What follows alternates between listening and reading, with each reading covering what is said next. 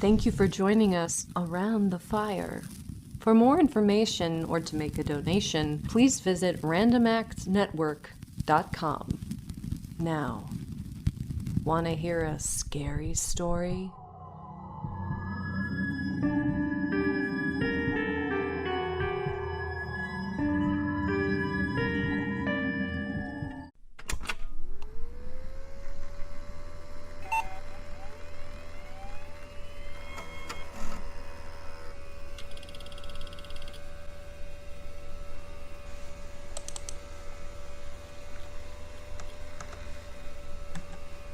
I died a long time ago.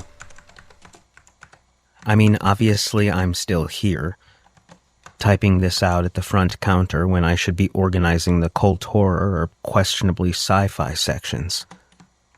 Here, where the blindingly pale fluorescents buzz so loudly that your eardrums tingle, and the dancing corn dogs and popcorn people laugh and smile among the stained carpet that has always smelled like piss.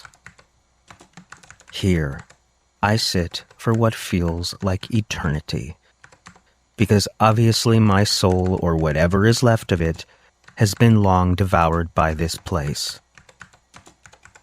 Haddington Video, a forgotten store in a forgotten town, on a forgotten road in a forgotten state, like everything else around here, gets inside of you like mold.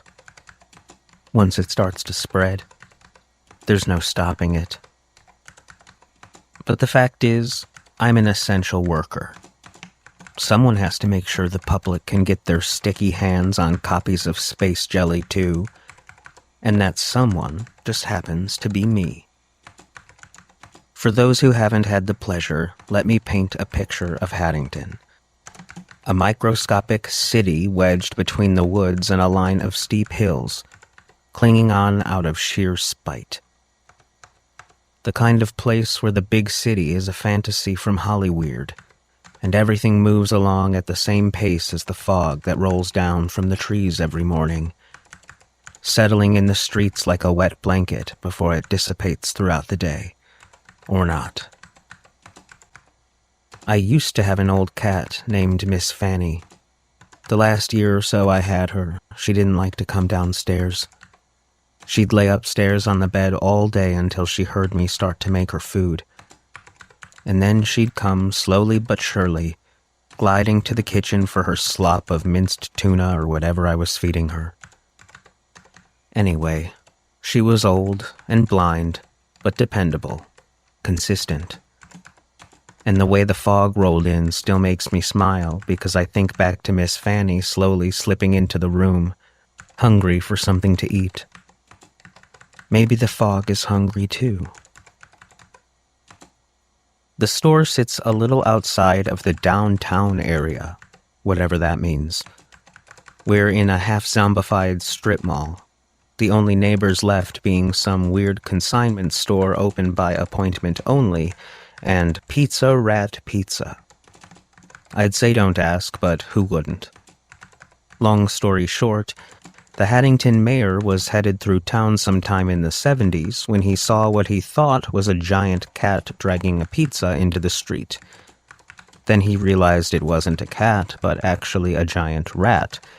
And he was so shocked and found this so ridiculous that he told everyone. Nobody took him seriously, which was normal for the mayor of Haddington. But the story of the pizza rat lived on, with the joke getting so old that it died and came back to life in the form of a shitty pizza parlor. But honestly, I've had a worse slice in my life. Our three little shops sit here with our empty little parking lot, day in and day out, like we're expecting some sudden surge one day to bring the life back to this town. I'm sure at one point the store itself was pretty nice. But Ron certainly doesn't give a shit, which means neither does anyone else. I've never seen anyone vacuum the carpet, now that I think about it.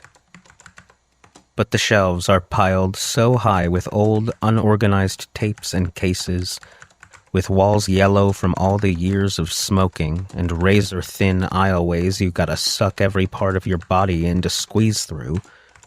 It feels more like you're sneaking through the Maple Grove mine caves than shopping in any kind of store. Sometimes, when it's quiet and no customers are around, I swear I can hear the sound of something shuffling beneath the floor. It could be pipes, maybe, or rats.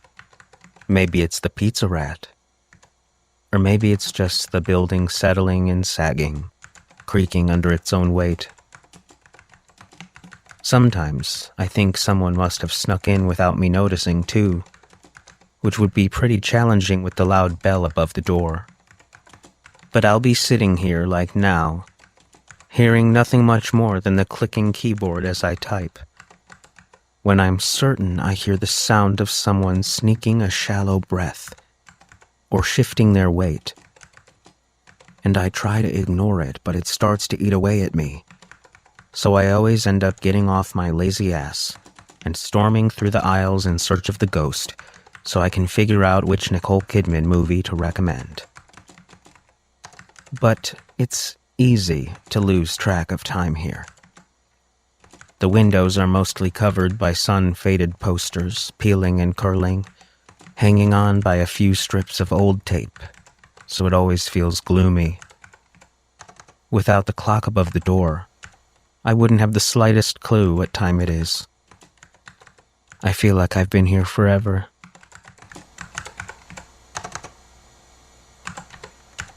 The computer I'm typing this on, it's an absolute beast. A gargantuan beige box that hums and rattles with every click. The screen is tiny, with neon green text hovering above a black void. The computer is meant to be used only for work, of course, but Ron would have to be here to catch me writing on it. And even if he came out of his office right now, which he somehow always does without coming through the front door, even though there's no other way in or out, I'd just tell him I was uploading the weekly inventory, and he couldn't ask me any other questions about it because he could barely work the damn thing himself. The keyboard is clunky, loud, and it sticks sometimes, so every letter shows up a half a second after I hit it. I don't have the patience to wait and see if I've messed anything up, so you'll just have to forgive any errors or things that don't make sense. There's no mouse attached, like I've used at the library, but just a fat trackball embedded in the counter itself that's as moody as the rest of the machine. There's a thrill to it, knowing that Ron would lose his mind if he ever caught me. He is such a weird old man. Well, not old, probably around 50, which is old compared to someone who's practically still a kid like me.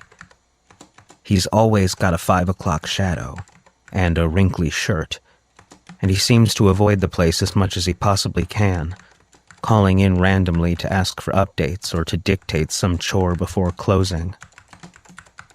The weird thing is that I don't think anyone has ever seen him come in or leave.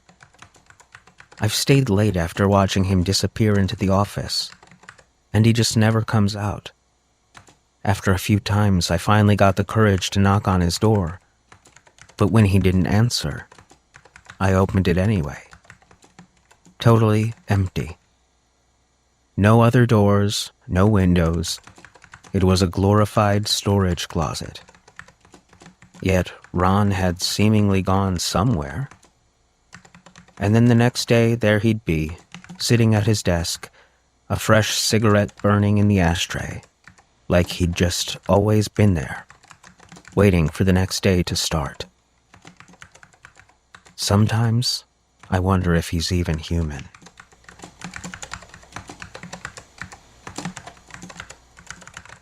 My favorite part of the job, if you can call it that, is the regulars.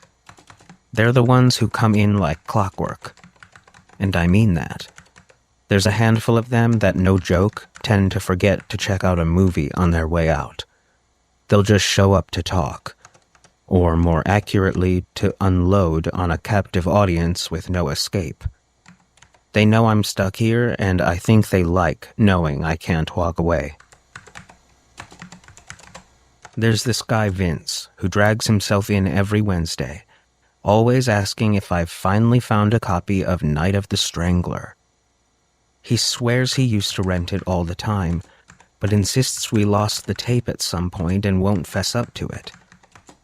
All I know is I've never seen that movie, and I've seen a lot, and nothing with that title or anything like it comes up in our system, which they even backdated to include rental history and all that from before we upgraded to using computers and all that stuff. Still, he's relentless, like he believes if he just keeps asking, the tape will magically materialize. But then again, part of me wonders if he made the whole thing up, just to have a reason to keep on coming in. Because last time, he cornered me by the horror section and told me he's being watched by something in his shower drain. He said it stares at him when he's in the bathroom, like a shadow, but alive. Even though I figure he's just loony, I still feel pretty creeped out by the hollow look in his eyes. The really weird thing about it, though, is that there are other requests like that, too. There's a kid who's come by a few times, swearing up and down that we should have the tape of his favorite show as a kid. Mr. Sunshine's Island, I think he called it. Honestly, I feel like the state should reopen the old psych hospital on the hill and throw the whole town inside. There's also this lady, who I lovingly refer to as Old Wanda, who comes in and wanders around, talking up a storm. I used to think that I was missing something, always a few beats behind what she was saying because I couldn't make sense of it. But then, one night, she looked me straight in the eyes and told me that she's trapped between lives. This one, and a past one. And she's communicating with people in both times at once. She swears she was a witch who was burned at the stake, forever haunted by echoes of flickering flames, which she still sees everywhere, but most often rising above the trees at the top of the hillside, in the middle of the forest. It was totally creepy, because she asked me if I'd seen it too, and when I said no, I could tell that it crushed her, which made me feel especially bad about lying. There's also this old widow who comes in, Mrs. Meyer. She's usually in on Sunday afternoons, but she always goes straight for the documentaries, looking for supposedly true murder specials and stories of real crimes that took place. Years ago, her husband disappeared suddenly, but she doesn't talk about it. Makes me wonder if she's looking for answers, or trying to hide them. Haddington isn't a big town, but it's not as small as it feels. Nobody leaves, not really. It's like the town's roots stretch deep into the earth before twisting around your legs and never let go. People get older and weirder until they die, when they're added to the collection of cracking tombstones filling up the cemetery at the edge of town. The earliest dates on some of those graves go back to the 1700s. Skeer Street, the road leading up through the woods, is probably the creepiest part of town. It used to connect us to Maple Grove, but over the years, nature kept taking it back. And since the towns didn't want anything to do with each other any longer, they stopped fighting against the vines and moss that ate away at the pavement, and the forest filled itself right in, leaving only a small clearing, surrounded by pines on every side. No one really knows what tore the two towns apart. Some locals even whisper that they used to make up one large town that split in two. But we'll never know for sure, since most of the records in history like that burned away in a handful of fires over time. That's part of why I decided to start logging things.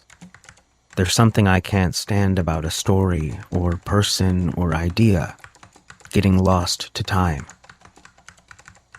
But I guess that will be all of us eventually. All I know now is that we're not supposed to go into those woods, and Haddington and Maple Grove have been separate for so long, it's hard to believe they were ever connected at all. That's it for today.